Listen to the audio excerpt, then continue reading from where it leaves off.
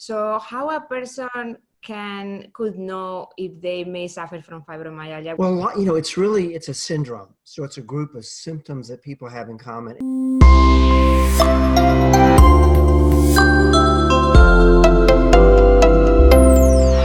Welcome, Dr. Murphree. I'm really excited to have you here at the summit, the Keto-Iranian Diet Solution, and mostly because we are focusing today in this interview in one of the topics really close to me personally, because my mother suffered from fibromyalgia during many years. I'm really excited to have you here to talk about fibromyalgia, which is one of those diseases that a lot of people think they have to live with forever. But maybe first you want to tell us a little bit more about your background and your practice and what took you to start working to put your focus more on fibromyalgia patients.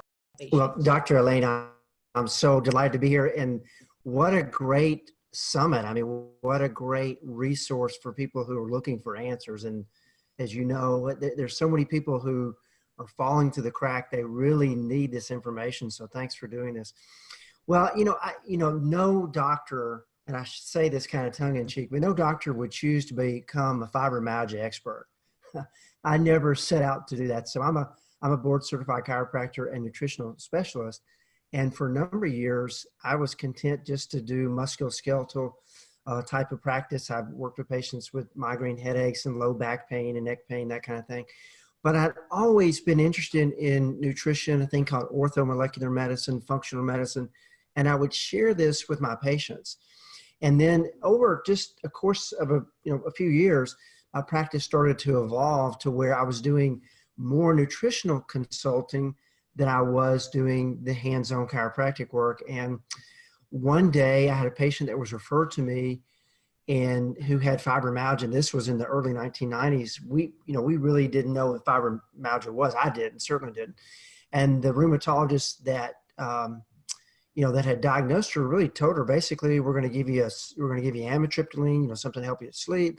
We're going to give you a muscle relaxer, and we're going to give you a non-steroidal anti-inflammatory, and I'll see you in 6 months. That's really all we can do for you. And she came to me, and I just, and of course she had this long list of symptoms. And, my first reaction was, she's probably a hypochondriac.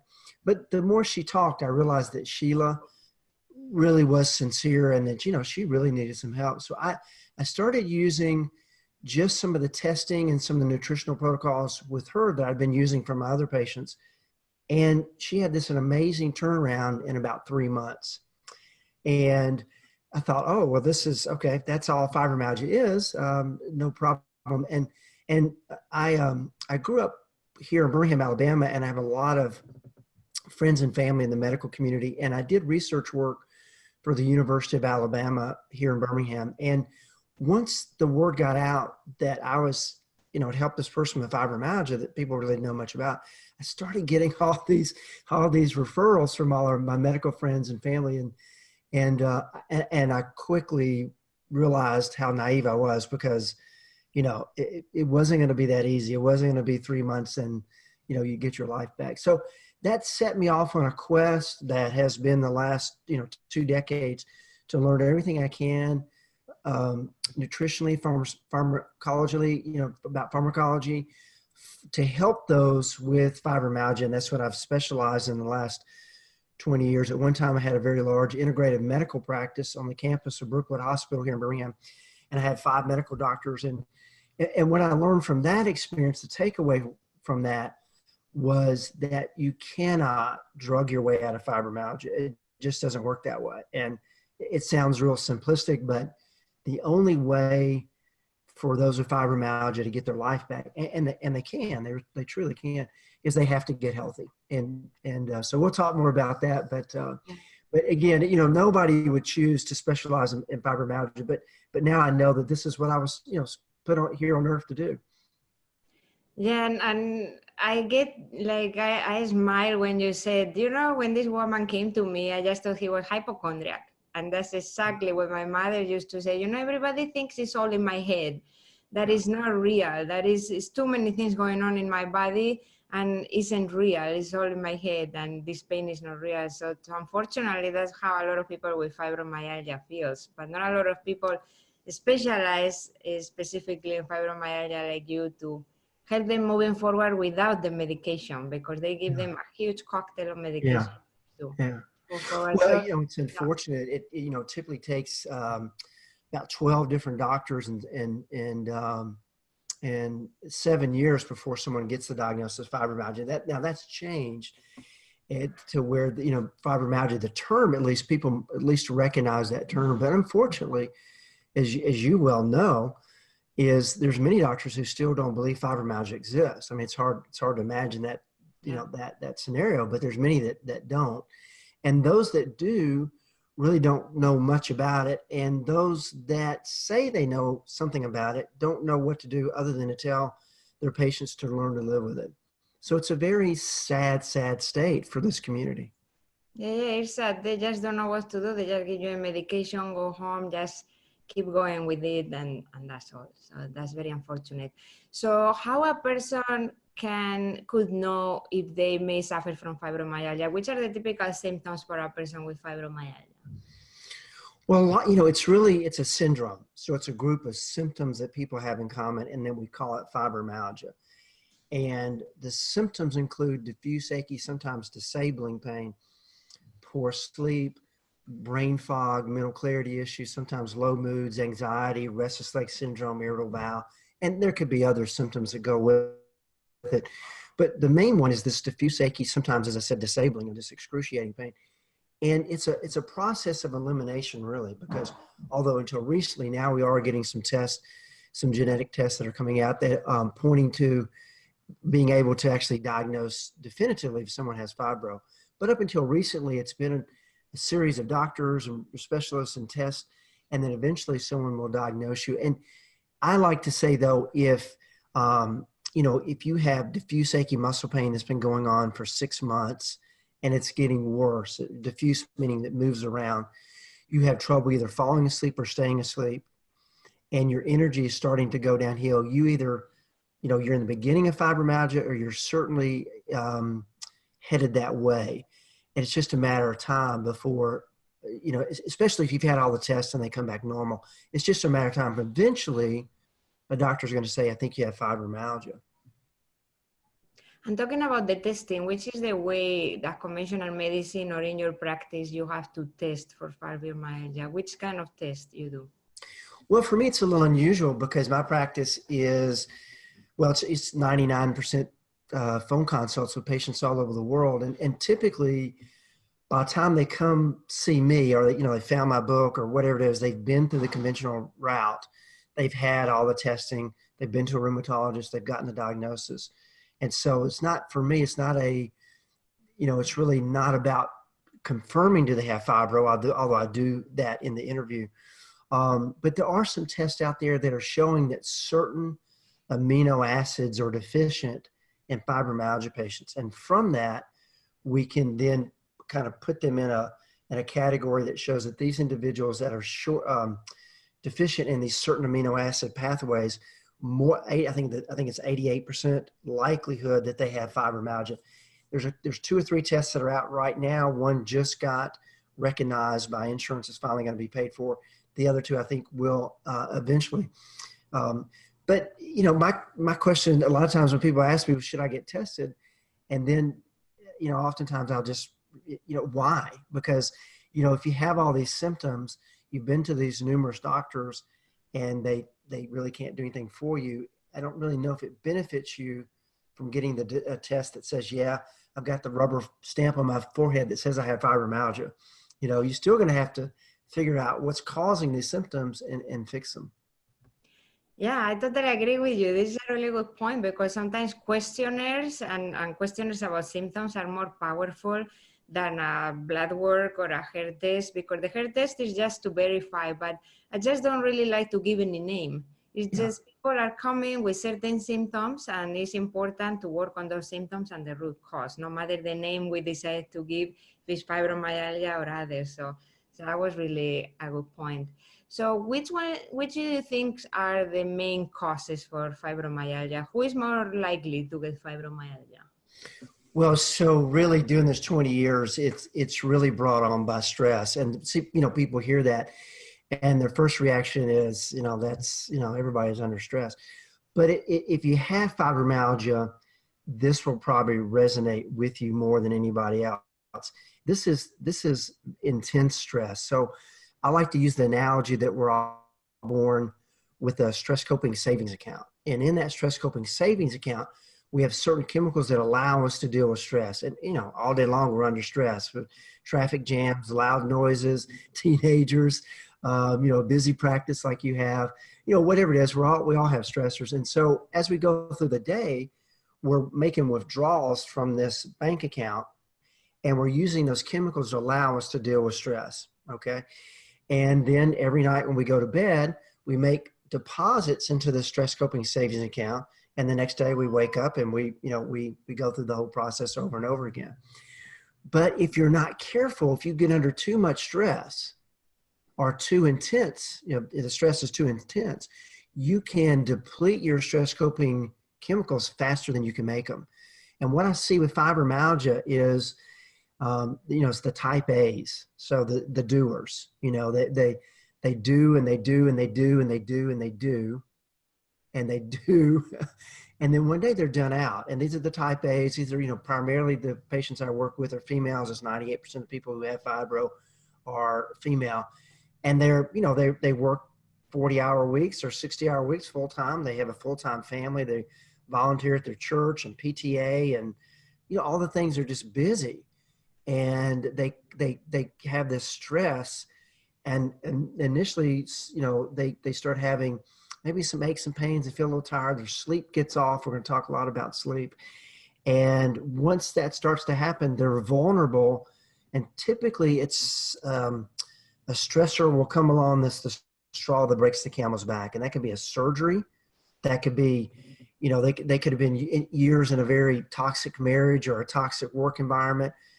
There's different stresses, but something comes along that's the straw that breaks the camel's back. And that's it. And then the caregiver. So, I take care of a lot of doctors and nurses who are professional caregivers, but you don't have to be a professional caregiver. You could be the caregiver in your family. Anytime something's needed, you give, you're the volunteer, you do it. Or you volunteer at your church, you're always giving. And a lot of the patients that I work with have special needs children at home, or they have elderly parents at home that, they really need that attention. And, the caregiver, they give and they give and they give and they give. And then one day they're given out.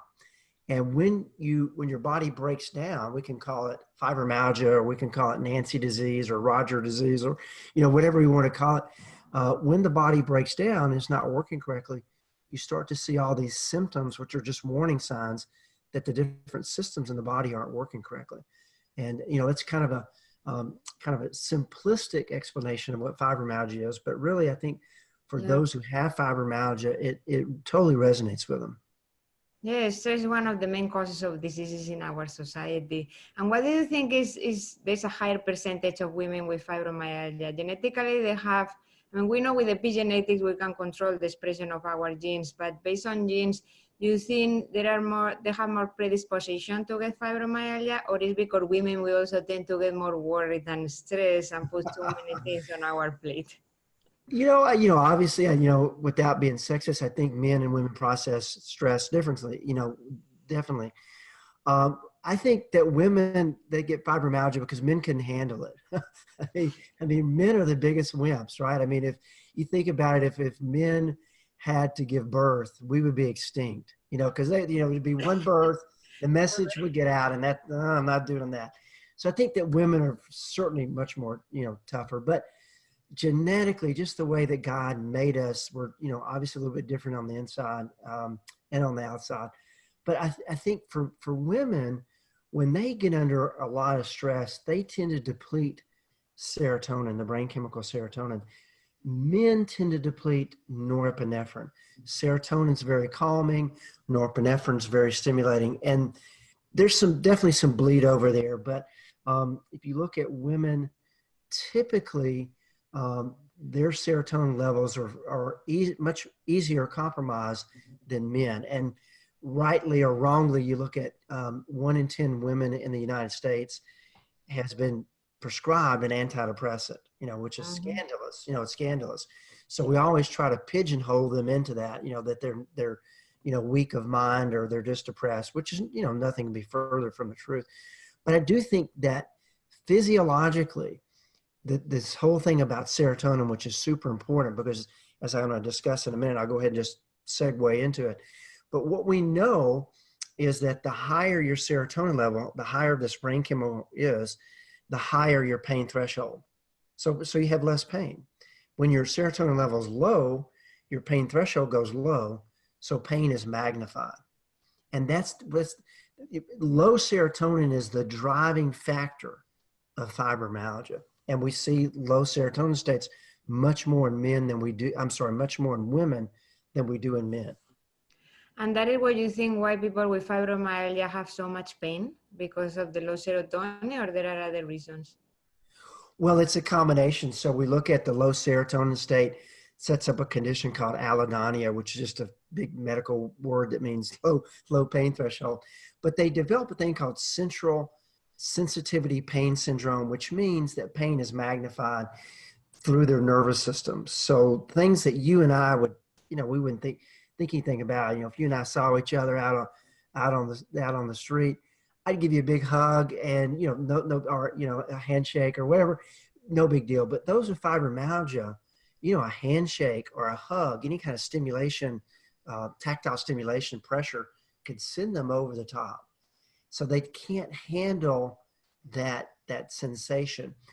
And then what you want to look at really is you want to start thinking, if you have pain, what's the trigger for pain? Where's it coming from? I mean, no one just wakes up one day and they have so much pain that when they go from getting out of bed to standing up on their feet, they can barely do so, which that happens to a lot of fibro patients.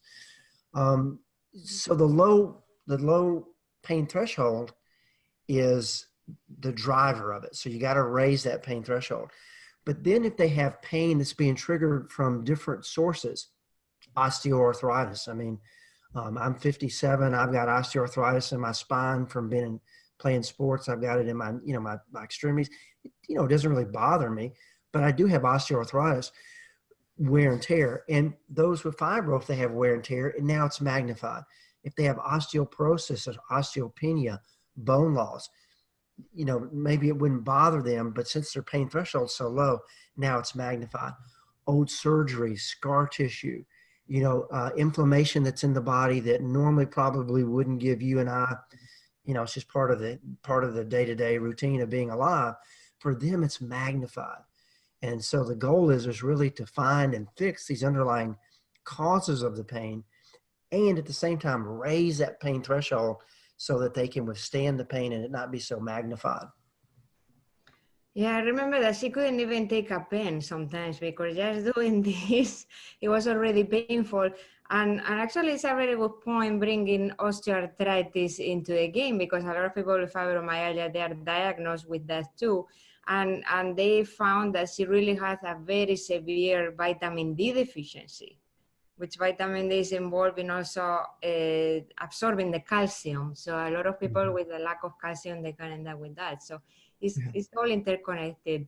But talking about the serotonin and inflammation, 70% of the serotonin is produced in our second brain, the gut. Yes. So I remember that my mother said that she used to live to eat, not eating for surviving. She used to love sweets, she didn't really take care of the diet, and that took her to have also really severe gastrointestinal inflammation. So do you think gut inflammation is one of the main causes as well for fibromyalgia? Absolutely. I mean, inflammation is the main driver of most diseases, as you so well know, and have shared on this summit. You have more serotonin receptors in your intestinal tract than you do in your brain. So when you get low in serotonin, you start to have problems with your GI system, and 70-80% of the people with fibromyalgia have irritable bowel syndrome. So they cannot regulate their digestion and their elimination process. And what I find is once I start using this thing called the Murphree Method, not very original, but it's a series of steps that I put my patients through um, that will start to raise that pain threshold. And the first place to start is deep restorative sleep. Because if you're not getting deep restorative sleep, you're going to see that you're not making deposits into your stress coping savings account each night. So you wake up the next day and you're depleted. When you go into deep restorative sleep, you're making deposits of, one of those is serotonin, the happy hormone, into your savings account.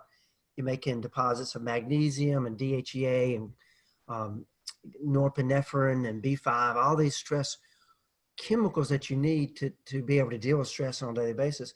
You do that when you go into deep restorative sleep. But if you're not getting deep restorative sleep, you run the risk of bankrupting your stress coping chemicals, including serotonin. And then when that happens, you see the slow pain threshold, you see problems with your digestion. So you start having, heartburn, reflux, esophageal reflux disease, GERD, constipation, bloating, gas.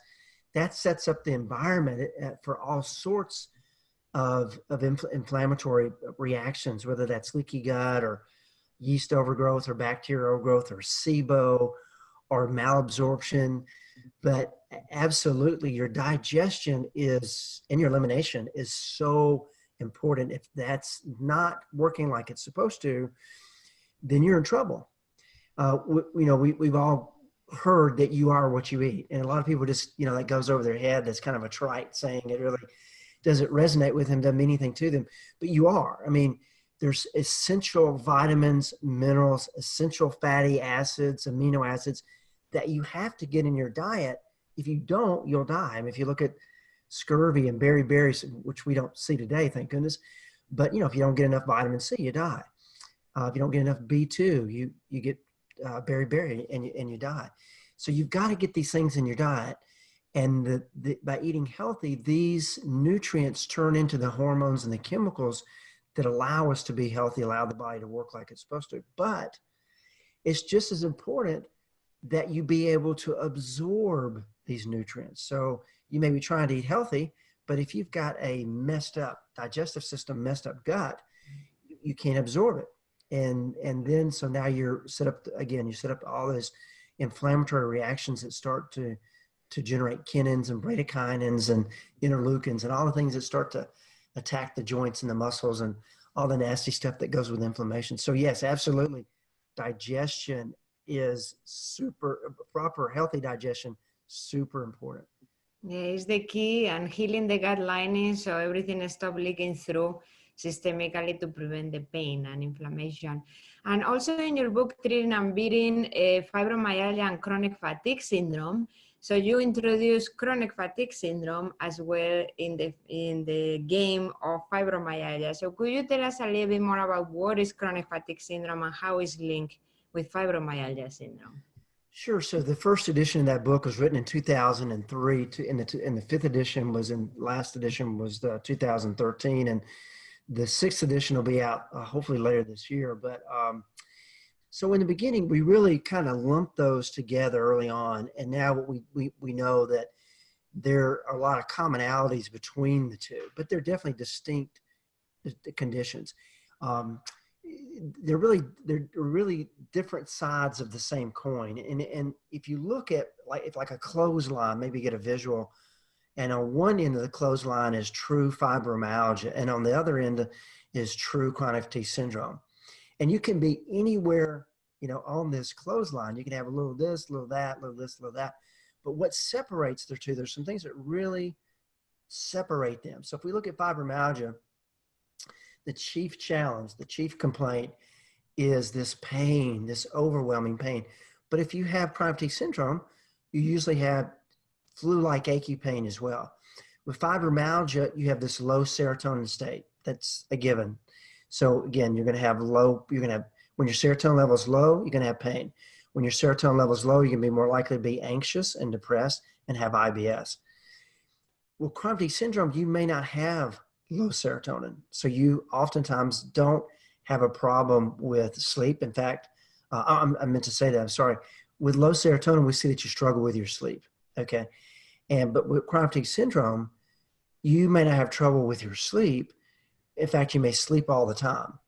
The other thing that really separates them is that with chronic fatigue syndrome is their immune system is compromised. So these are the people that are always fighting off infections. They have swollen lymph nodes, random sore throats. You know, every time they turn around, they got a sinus infection, got a cold. They're vulnerable to having the flu. And typically with those individuals who've got a normally dormant virus that maybe they had at one time, maybe had Epstein-Barr virus or cytomegalovirus or one of the herpes viruses, they got over that and they were fine for a number of years until they got under a bunch of stress. And then that virus or viruses, plural, started to raise its ugly head. And then their body is trying to fight that virus off. It could be other things as well. And it's exhausting. So there's definitely differences between the two, definitely differences in how they're treated, but there are a lot of similarities as well. And there is any connection, like chronic fatigue syndrome can take to fibromyalgia or vice versa? No, I think you can really, now you can be, you could be anywhere on the scale. So you could have problems with your immune system. You could have problems with your sleep. You could inch down this way. You could inch down that way. But I see, again, what I say true chronic fatigue syndrome is someone that's always struggling with their immune system, always. Whereas a fibromyalgia patient, typically that's not an issue. Usually not. I mean, it can be, but usually it's not. And if it is, it's typically because they have a low thyroid function. So as you know, everything slows down, including their immune system. So they're vulnerable to chronic sinus infections and other things that once you fix the thyroid, that tends to right itself. That's a small piece of chronic fatigue syndrome. So then the protocol to treat each of the conditions would be different, or the Murphree Method could be applied for both of them? Oh, that's a great question. So the Murphree Method is really set up more for fibromyalgia, and what it's based on are 4 really key things. And then this is really, it's like peeling away an onion. You got to peel these layers away to get to the core of what's going on. But it's really about finding and fixing the underlying causes of these symptoms. So, again, fibromyalgia is just a name. Fibromyalgia doesn't cause anything. So what we want to know is what's causing the pain, what's causing the poor sleep, what's causing the IBS, what's causing the restless leg syndrome, what's causing the fatigue, what's causing the anxiety. And so testing certainly comes in to do some specialized testing to see where the person's broken down. But it's also about the first step is deep restorative sleep. I mean, you got to get that. If they're not going into deep restorative sleep, they increase their inflammatory chemicals by 40%. So they're already set up to have more inflammation. If they're not getting deep restorative sleep, they're not making those deposits of serotonin into their brain, into their stress coping savings account, and they're depleting their stress coping chemicals faster than they can make them. If they're not getting that deep restorative sleep, obviously, I need 6 hours and I'm good. But if I go 2 or 3 nights and I get 5 or 4, I mean, I feel, I'm tired, I'm exhausted. Yeah. So, I mean, this goes hand in hand.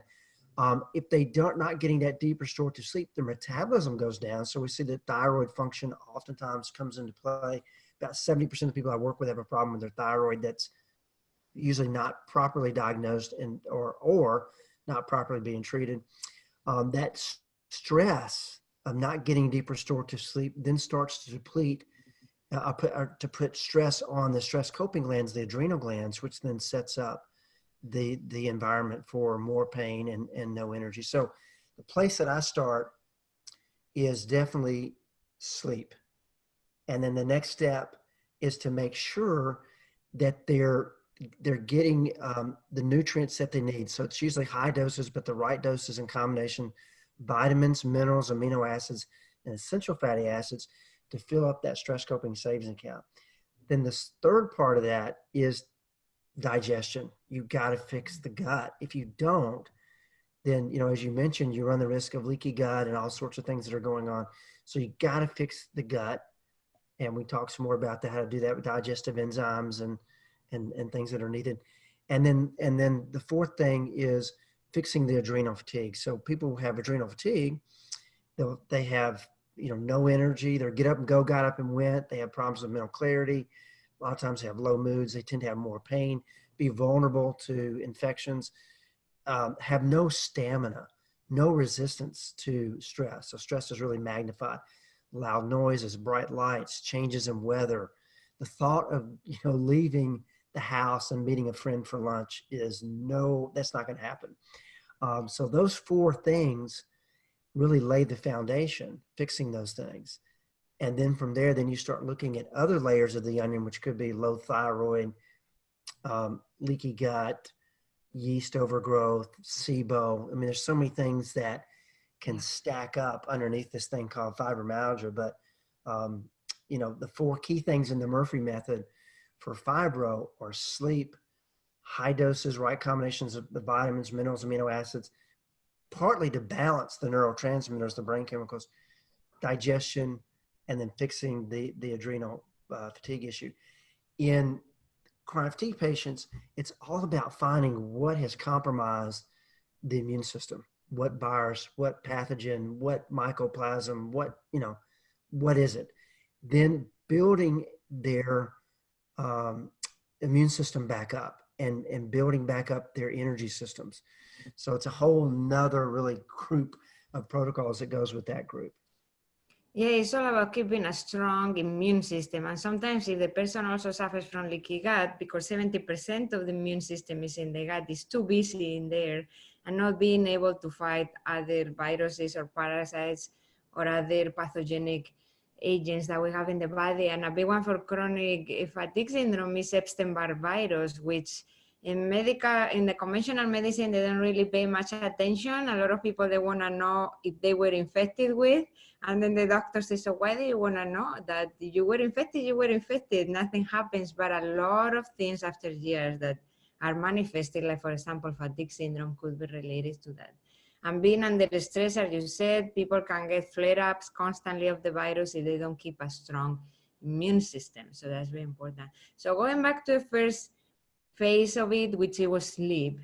So a lot of people know, we have a 24 hours clock, which is the circadian rhythm. Sleep is very good for you. 6 hours for me is 8 hours that I need to sleep to feel okay, because a lot of hormone neurotransmitters change during the night. So it's very important to work on the sleep. But there's people that they say, okay, I'm gonna work on it. I'm gonna go to bed at this time. I'm gonna try to sleep this number of hours, but they can't. They suffer from really, really severe insomnia when they have fibromyalgia. So which are your recommendations for that? So yeah, I mean, to be a true fibromyalgia patient, you have trouble with your sleep. That's the way it is. And so for these individuals, again, that's the first step. If they don't get that right, then they're never going to feel good again, because they're always going to have pain. They're always going to be tired. They're always going to have brain fog. They're going to more likely have IBS. All the things that we've mentioned are going to be there until they start to consistently get deep restorative delta wave sleep, that good deep sleep. And, many of my patients are taking sleep medications. But problem with the sleep medications is that many of them give them, or have the potential to give them, with the side effects, to give them the very same symptoms that you'd see with fibromyalgia. So, if you look at Ambien and Lunesta, potential side effects are diffuse achy muscle pain, fatigue, brain fog, low moods, irritable bowel, incoordination, balance issues. I mean, that sounds exactly like the symptoms of fibromyalgia. And certainly not telling anybody to stop their medications. I wouldn't, do that. You got to work with, your doctor. But, no one has an Ambien deficiency. No one has a sleep drug deficiency. And we know that those medications increase your risk of death by 5-fold. It doesn't matter what whether we're talking, cancer or stroke or heart attack. There's a better way. And that most people don't know there's a better way. But there's an amino acid called tryptophan. And I know you're very familiar with tryptophan, but you should get tryptophan in the foods that you eat, in protein, when you eat protein. And that tryptophan then should turn into 5-hydroxytryptophan. Now, 5-hydroxytryptophan, when combined with B vitamins, vitamin C, and magnesium, that's what makes serotonin. So we have a lot of people with fibromyalgia are on Cymbalta and Celexa and Zoloft and these antidepressants. but no one has an depressive deficiency. And those medications they don't make serotonin. They only help you hang on to what you have.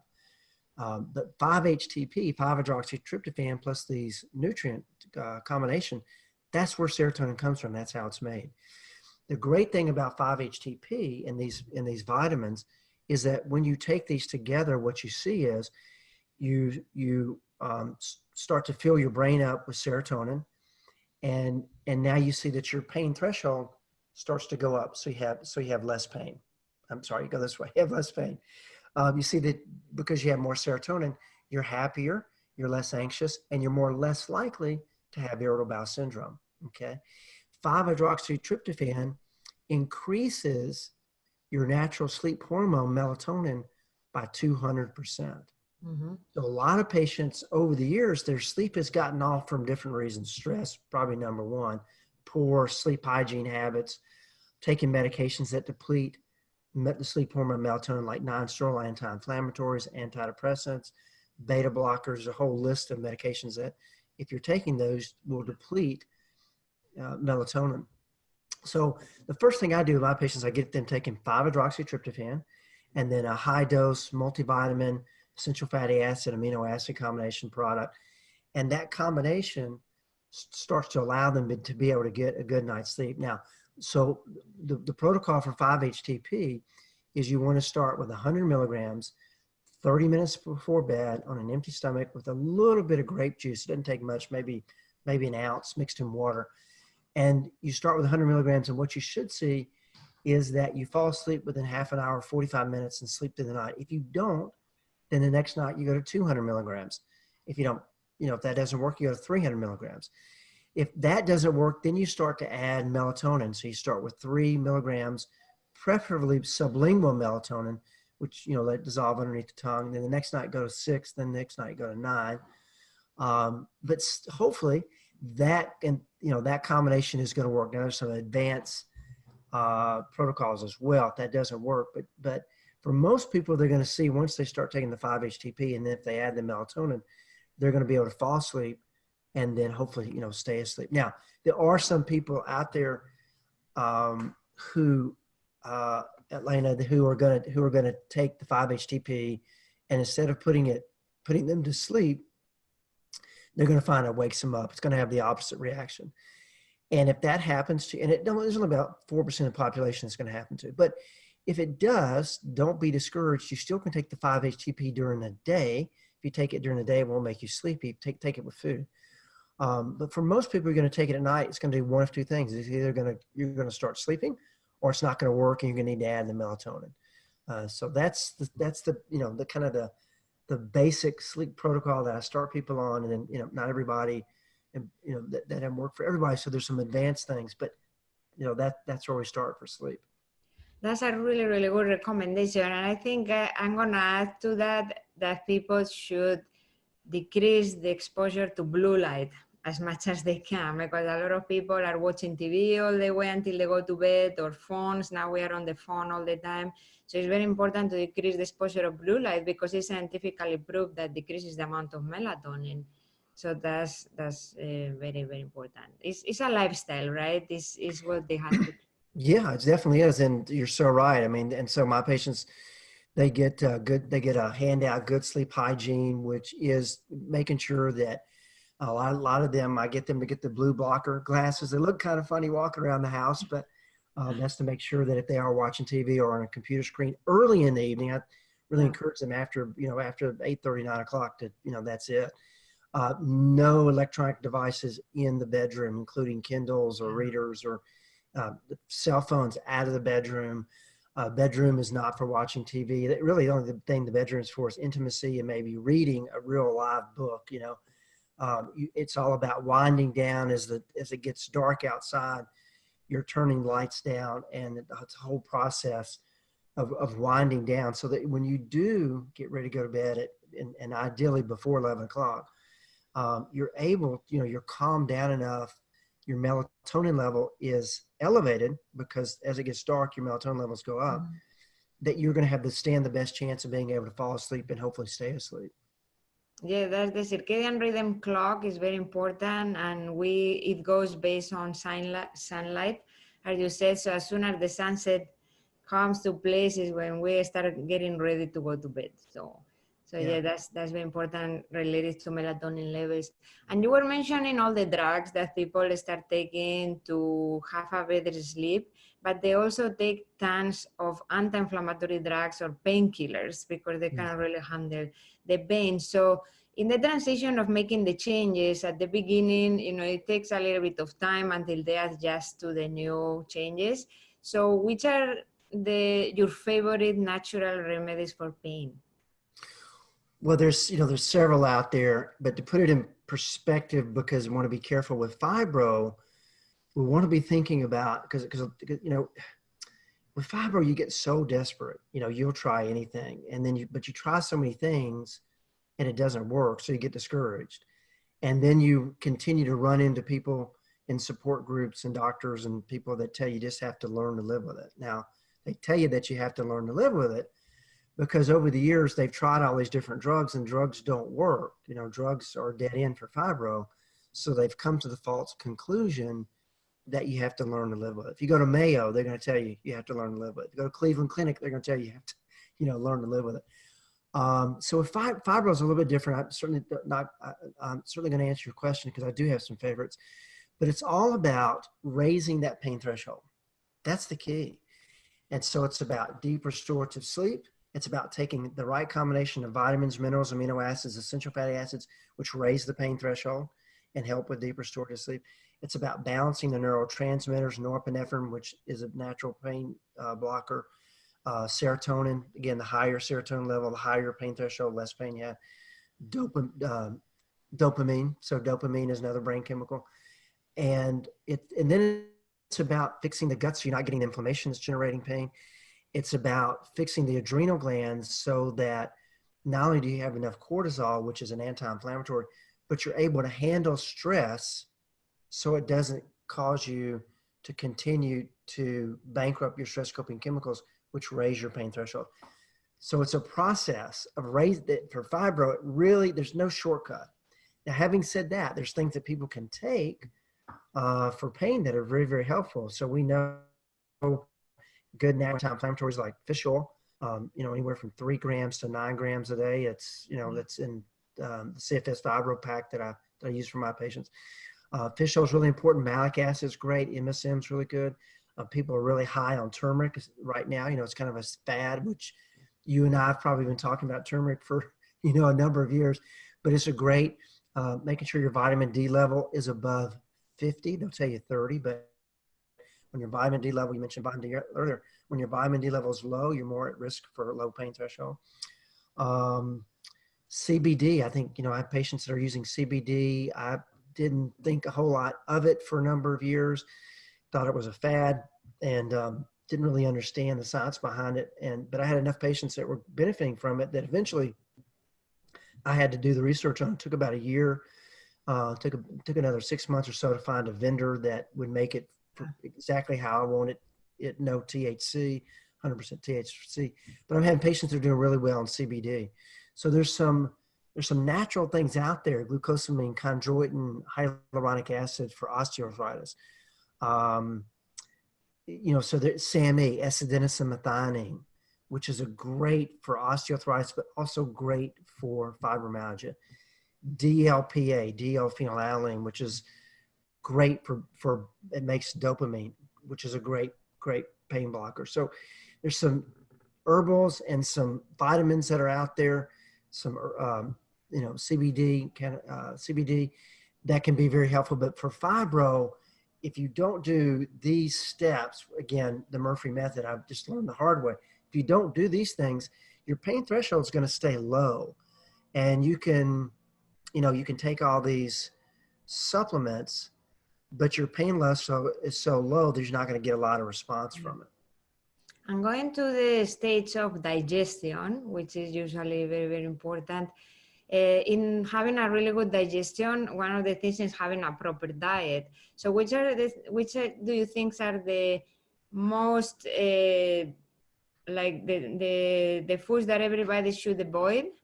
and the foods that people should add? I think if you look at sugar is the main culprit that drives inflammation. And the challenge for those that are low in serotonin, they oftentimes crave sugar. Mm. So, but I think if nothing else, I think if patients who have fibro or just pain, chronic pain in general, if they will avoid sugar, they're going to see a benefit from that. And then if we look at, so many people are eating grains, which vegetable grains, we've got so many people are taking in all these omega-6s, and omega-6 is an essential fatty acid. So you have to get it or you'll die.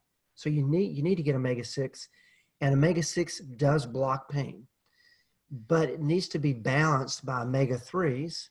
Okay. And the omega-3s, you get those from fish oil.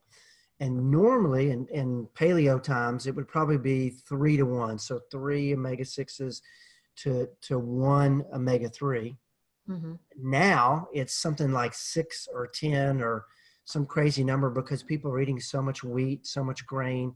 They're using vegetable oil, safflower, sunflower, all these oils that we're told because they're polyunsaturated, they're healthy when they're not.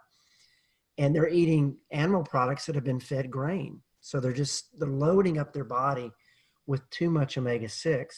And we know that, if you've got an autoimmune arthritis like Rodger's or lupus or rheumatoid arthritis, we know that it's probably 20 to 1. You got 20 times the amount of omega-6 than you do omega-3s. And the problem with that is it sets up arachidonic acid, this inflammatory chemical that's being released, that then creates inflammation. So one of the things I encourage my patients to do is to give up grains, or at least to cut dramatically back. Rice is okay, wild rice, but most of them do better off gluten. It's a fad. I get it. I know not everybody's gluten intolerant. But for my patients, they see that giving up gluten, at least for a period of time, doing their best to avoid animal products that are fed grains, and definitely getting away from using vegetable oils and switching to coconut oil, olive oil, some of these healthier oils is the place to start. And then the other thing I do with all my patients is they all go on an elimination diet.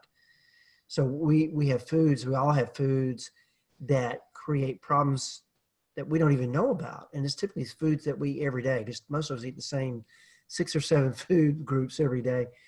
And, but what I get my patients to do is for a period for 3 to 4 weeks is to come off all gluten, come off all citrus, come off all soy, all dairy, all sugar, off nightshades. Yeah. And I get them to do that.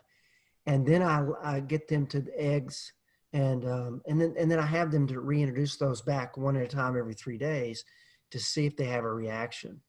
And I talk about that in my book, or with patients I'm working with one-on-one by phone. I typically would just order a food allergy test and see what foods that they're allergic to. Yeah, and actually this is exactly the definition of why I call it ketoranian, because ketoranian is a low-carb diet eliminating grains, because they have a lot of agglutinins, phytic acid, a lot of things that can cause inflammation. And people with gastrointestinal inflammation, they cannot digest them. Nightshades, dairy, things like that. So it's a modified low-carb diet eliminating all those inflammatory foods. That's where the concept of ketoranian came. Yeah. And being a high-fat diet with the healthy fats, because also a lot of diseases came from the phobia of eating fat. Going in low-fat diets and depleting the body from really good fatty acids, like for example omega-3, or even some healthy saturated fats that are important to produce hormones in our body, or even just every single cell monolayer in every single organ of the body. So we start crashing somehow. So this was a really, really good point. And then besides foods, is there any other way, because the way the body survives, I always consider is with water, nutrients, oxygen, and the ability to eliminate waste, which is something that you also mentioned before. So do you have any other tools or routines that are important to help the body in detoxifying and eliminating the waste? Well, setting up again I think those 4 steps, those 4 processes are super important. Digestion being, as far as getting rid of the toxins, is probably number 1 there. Making sure that that they're having a daily bowel movement. I mean, ideally you'd have a bowel movement every time you ate. If you look at kids, you look at your cats and dogs, every time they eat, they have a bowel movement. We don't do that because just socially we've developed where we're uncomfortable doing that. But kids do that naturally. But ideally you're having a bowel movement every day. And if you're not, then you need to work on that, increasing, focusing on your diet, healthy diet, getting enough fiber, taking digestive enzymes is very important. I think most people after the age of 35 in the Western countries, they've eaten so much processed food. They've not eaten are not eating enough veggies and fruits, which have their own enzymes in them. So they develop digestive enzyme deficiencies. That's where you start seeing the reflux and the GERD and the bloating and the gas and the constipation showing up. Most everybody in our country is deficient in magnesium unless they're taking magnesium or taking a multivitamin with magnesium. That's just the way it is. It's the anti-stress mineral, and it's in 300 bodily processes. And anytime you're under any kind of stress, physically or mentally, you're using magnesium to drive those processes. Everybody with fibromyalgia is deficient in magnesium. It's a natural muscle relaxer. It helps tight, achy muscles, but it also helps tight colon. So if you're constipated, it's oftentimes that's a sign that you're deficient in magnesium. If you're carrying around extra weight, that's where you store inflammatory chemicals in those extra fat cells. So for my patients, if they are, they're not all overweight by any means, but if they are, then I get them on an anti-inflammatory, a little bit lower calorie, low carb diet, more keto for sure. And we see that weight starts to come off. And as it does, they see that they're eliminating those toxins. Not only they look healthier, but they have more energy physically and mentally. Their pain goes down, inflammation goes down. Water is huge, making sure preferably drinking filtered water. There's all kind of different filters out there. I like Kangen water, like antioxidant water that we use in my house and clinic. But you want to saturate your cells with good, clean water. I mean, that's just the body needs to be saturated. That's one way that you're able to make serotonin, is through having your body saturated with water. But it also acts as a natural shock absorber for the ligaments, tendons, and disc. It acts as a shock absorber.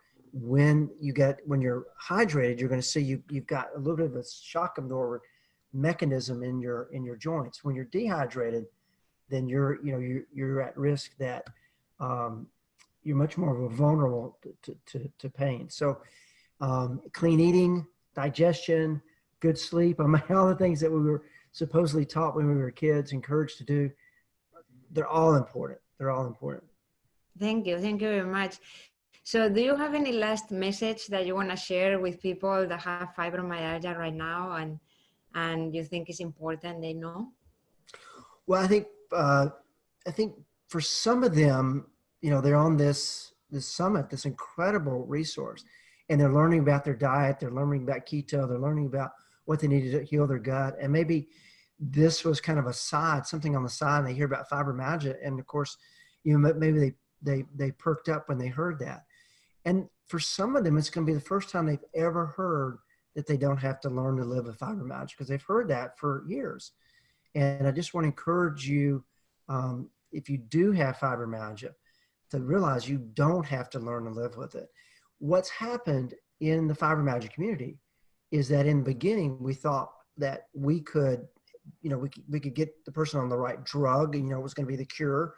We were going to find the cause of fibromyalgia, and I don't think we ever will find the cause, because it's more than one cause. And we would find the drug to match that cause, at least to cover up the symptoms. But we've not been able to do that. So people have gotten on stronger and more potentially life-robbing and life-taking drug medications. We look at opioids and Duralgesic patches and fentanyl, scary stuff. And doctors have realized that there's not a combination of drugs that is going to solve this thing called fibromyalgia, because patients continue to come back still in pain, still no energy. In fact, they get worse on the medications. And so doctors have given up on fibromyalgia. Yeah. So what I want to leave with is, I want to encourage you, not to give up hope, because now you're learning that there is another option. The other option is all about what you're learning on the summit, which is the only way to feel good again and to stay that way is you got to get healthy. Now that means different things to different people, but the place to start is everything that you're learning in this incredible summit. And if you'll start applying what you're learning and you start to get healthier, you'll see that you'll start to gain some health back. And as you do, you're going to feel better. And then that's hopefully will give you enough incentive to continue to be proactive and to continue to learn what you can do to get healthier and healthier. And don't ever let anybody tell you to learn to live with fibromyalgia. I mean, chronic pain, can't sleep, can't go, you get so run down, you don't want to leave the house, you become a hermit. I mean, that's not living, that's existing. That's no life. So don't let someone tell you to learn to live with it. Be proactive and take this information that now you've got some options and run with it. Thanks so much for this important message. Don't give up. This is not a condition that you have to live with. It's possible to work on it. So thank you so much. And thank you for sharing all this valuable information. So some people can start opening their eyes to a new approach and start working on it. Thank you so much for being here. Thank you so much for hosting this summit. You're just going to help so many people. This is so needed, and I so appreciate the opportunity to be a part of it. Thank you.